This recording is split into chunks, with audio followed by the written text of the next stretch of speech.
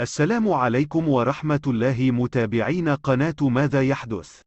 ماذا يحدث لو فهم الإنسان لغة الحيوانات والطيور؟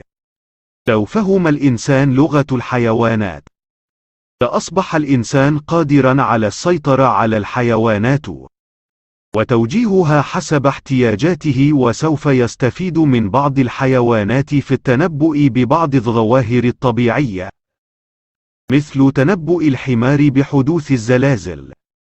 وهناك البعض الآخر من الحيوانات تستطيع اكتشاف الخطر عن البعد، وكذلك معرفة مصادر المياه. ولا استفاد الإنسان من رحلاتهم في الأماكن المختلفة. ولذلك من حكم الله أنه لم يعلم الإنسان لغة الحيوانات والطيور، لأنه ربما إذا فهم الإنسان لغة الطيور والحيوانات أن يصاب بالجنون أو الاكتئاب أو المرض النفسي.